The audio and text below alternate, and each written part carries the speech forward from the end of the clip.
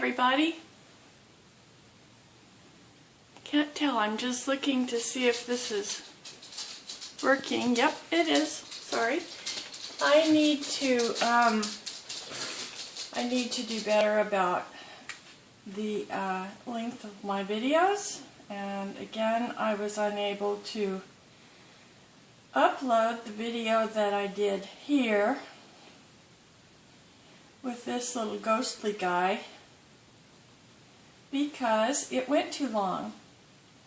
And honestly, it's just like maybe 20 seconds too long. But, you know, YouTube has to have a cutoff of some type, and they have to do something for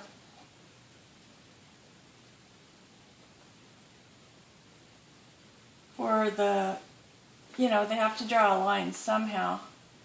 So they do give a grace period of 30 seconds.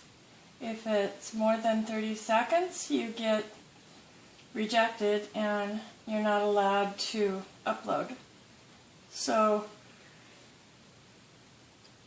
it's the end of the day here and I'm pretty tired, but I just wanted to get this done. This is for Inktober with Jake Parker. He started Inktober, and he's the one that is responsible for all of this inky fun. And I was just completing a little doodling here around. Oh, I'm so sorry, I can't believe that. I'm yawning on video. I haven't been yawning this whole evening. So I was just finishing this little doodling here. And I went to upload my video for this cute little guy, and I saw that it was too long. So I'm going to finish him off now, and I'm going to make the next little inky picture very short. On Jake Parker's videos, he shows himself doing his Inktober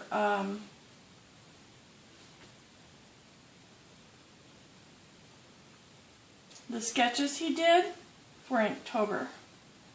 And when he showed it, the sketch started with some kind of orange pencil sketch. It was very interesting to watch him.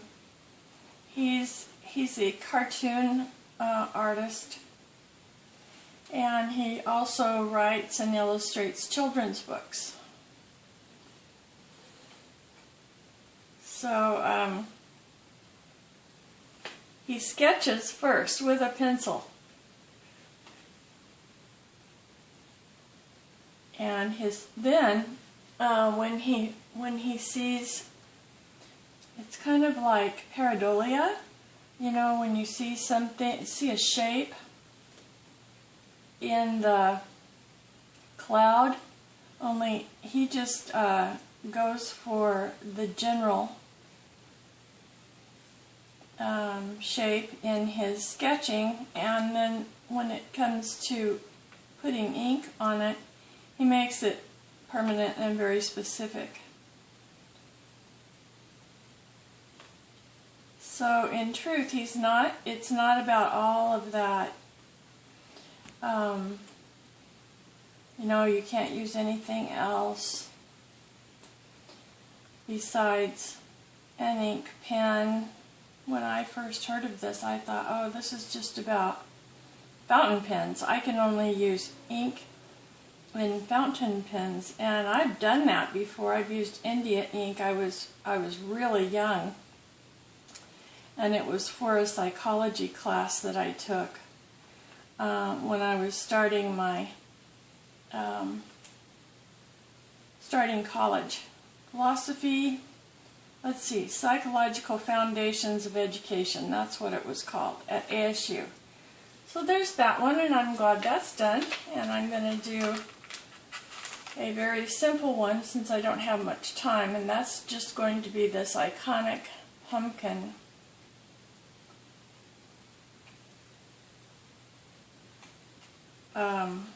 Sketch, and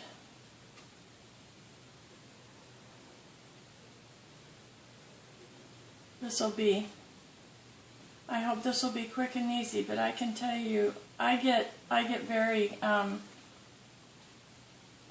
upset with myself when I go over the time, and so when I get a video rejected, I'm like, you know, I've got to do this right, I've got to quit that, that's awful, I wasted all that time, not to mention energy.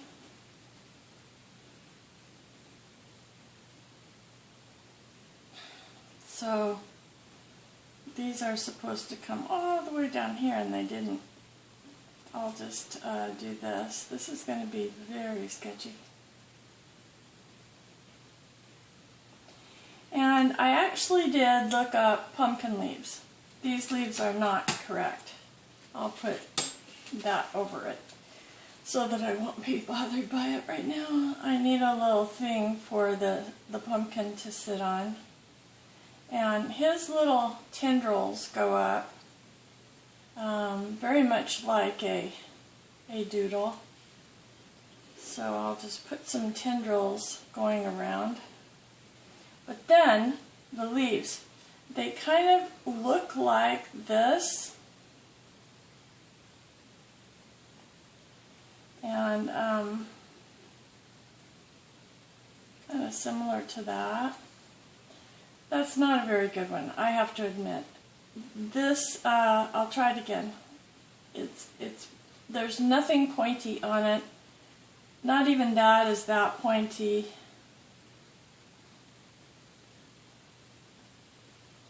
And then the veins don't show hardly at all. They're almost succulents because they are so full of moisture.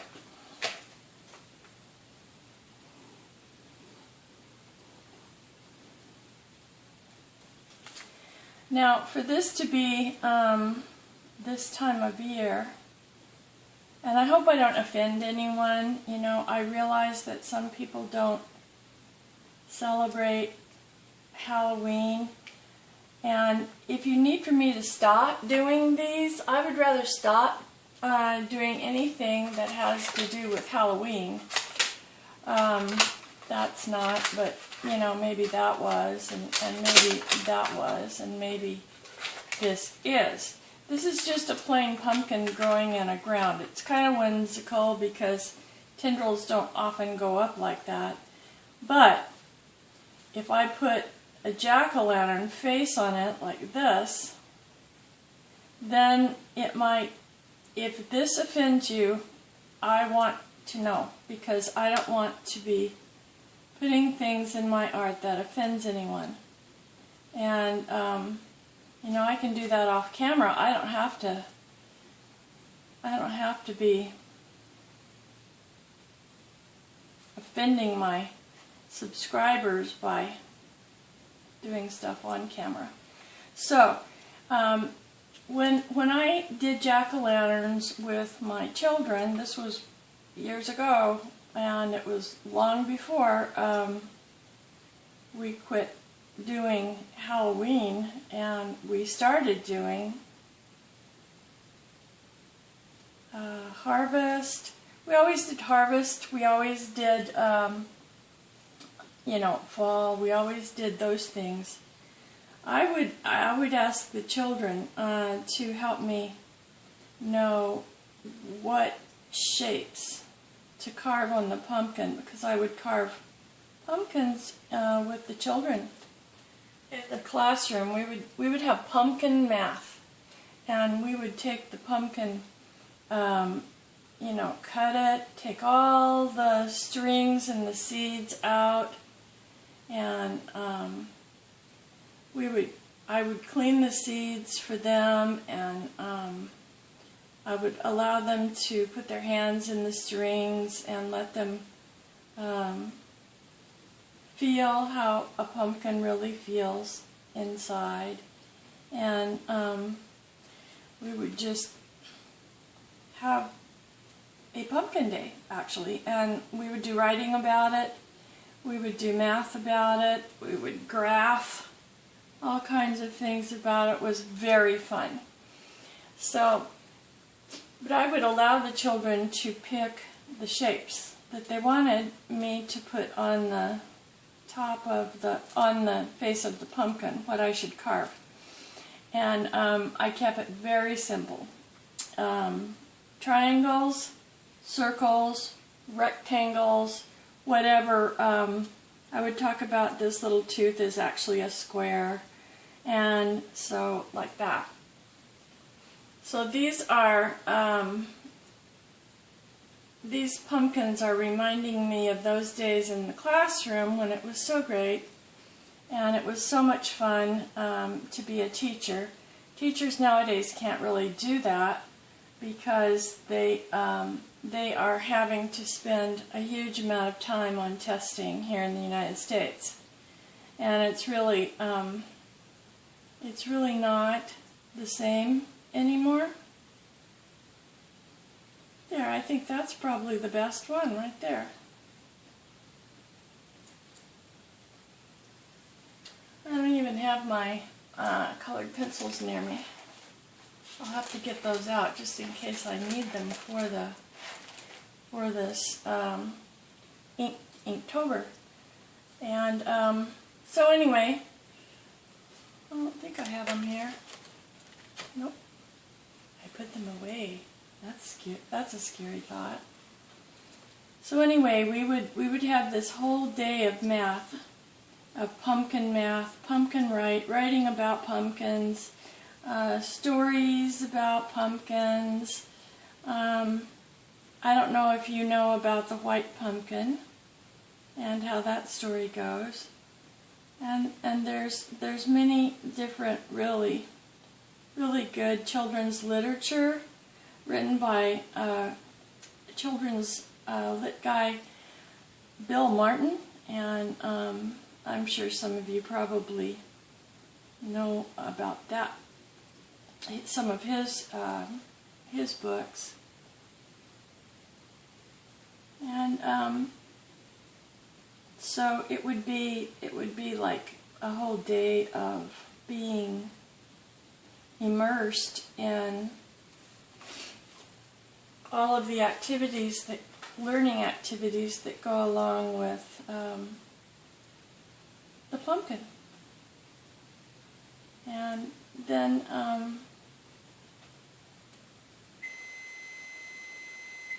that's about it. Pumpkin math was great. I think they only do it now. I mean, when you talk about measuring the outside of the pumpkin, the diameter of the pumpkin, and all of that, you know, I don't think they are even given time to do that in elementary school, maybe in preschool. So there we go. Thank you for watching. Please subscribe if you're watching. And I'll talk to you later. Bye-bye.